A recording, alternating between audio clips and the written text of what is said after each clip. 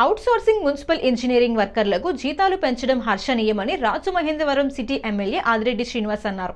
ఇది కష్టపడే వారి పట్ల తమ కూటమి ప్రభుత్వానికి ఉన్న చిత్తశుద్ధి అని అన్నారు. తమకు వేతనాలు పెంచిన నేపథ్యంలో అవుట్సోర్సింగ్ మున్సిపల్ ఇంజనీరింగ్ కార్మికులు స్థానిక తిలక్ రోడ్లోని నగర టీడీపీ కార్యాలయం వద్ద ముఖ్యమంత్రి నారా చంద్రబాబు నాయుడు చిత్రపటానికి పాలాభిషేకం చేశారు.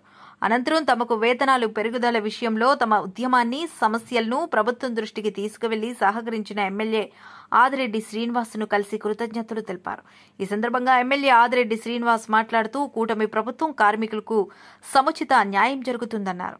సమాన పనికి సమాన వేతనం ఇవ్వాలని కోరుతూ మే నెల 7వ తేదీ నుండి వర్కర్లు సమ్మెబాట పట్టారని, సుమారు 49 రోజులు రాష్ట్ర ఇంజనీర్ కార్మికులు సమ్మె చేయడం జరిగిందన్నారు. కొన్ని చోట్ల 59 రోజులు, మరికొన్ని చోట్ల 45 రోజులు, ఇంకొన్ని ప్రాంతాల్లో 40 రోజులు వేతనాల కోసం ఈ ఆందోళన చేశారని తెలిపారు. సమస్యను CM Nara Chandrababu, deputy CM Pawan Kalyan, మంత్రి నారాయణ దృష్టికి తీసుకువెళ్లానని అన్నారు. ఇంజనీర్ సెక్షన్లో పనిచేసేవారు రాష్ట్ర వ్యాప్తంగా మొత్తం 13,000 మంది కార్మికులు ఉన్నారని, కూటమి ప్రభుత్వం సానుకూలంగా స్పందించి వారి వేతనాలు పెంచడానికి ప్రభుత్వం ఆమోదించడం హర్షణీయమన్నారు.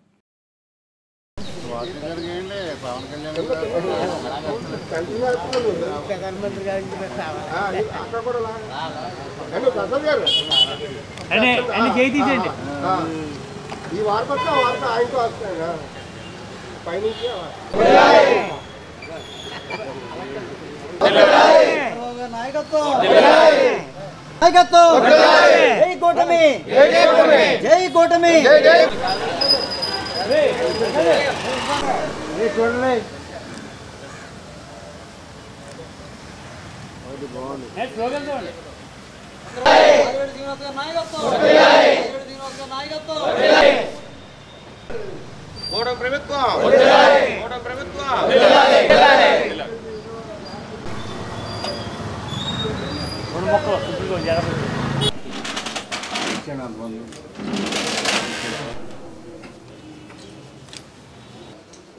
రాజమండ్రిలో కూడా మరి కార్మికులందరూ కూడా ఆందోళన చేస్తూ సమ్మెబాట పట్టినప్పుడు 2 సందర్భాల్లో నేను వాళ్ళ దగ్గరికి వెళ్ళి తప్పకుండా ప్రభుత్వం మీకు న్యాయం చేస్తుందని చెప్పడం, ఒకసారి గౌరవ మంత్రి నారాయణ గారు కాకినాడకి అధికారి కార్యక్రమానికి వెళ్తూ ఉన్నప్పుడు వీళ్ళని ఎయిర్పోర్ట్ దగ్గర నారాయణ గారితో కూడా మాట్లాడించడం, మరి మంత్రి నారాయణ గారు కూడా చొరవ తీసుకొని గౌరవ ముఖ్యమంత్రి గారి దృష్టికి తీసుకెళ్ళడం, సానుకూలంగా స్పందించి ఈ రోజున ఏదైతే రాష్ట్ర వ్యాప్తంగా సుమారుగా 13,000 మంది కార్మికులు ఉన్నారు, వారందరి యొక్క జీవితాల్లో వెలుగులు నింపుతూ గత 5 సంవత్సరాలు కూడా వీళ్ళు వైఎస్ఆర్ కాంగ్రెస్ పార్టీ అధికారంలో ఉన్నప్పుడు అనేక మార్లు వీళ్ళు కూడా అభ్యర్థించారు, జీతాలు పెంచాలని అర్జీలు ఇచ్చారు, సమ్మెబాట పట్టారు. కానీ పట్టించుకునే నాదుడు లేడు గత 5 సంవత్సరాలు వైఎస్ఆర్ కాంగ్రెస్ పార్టీ అధికారంలో ఉన్నప్పుడు.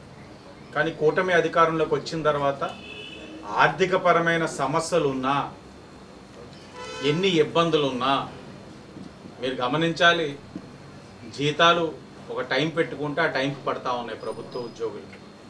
తర్వాత మన సిటీ ఎమ్మెల్యే గారైన మన ఆదిరెడ్డి వాసు గారితో మీ ఎన్నోసార్లు కలిసి వచ్చి చెప్పడం జరిగింది.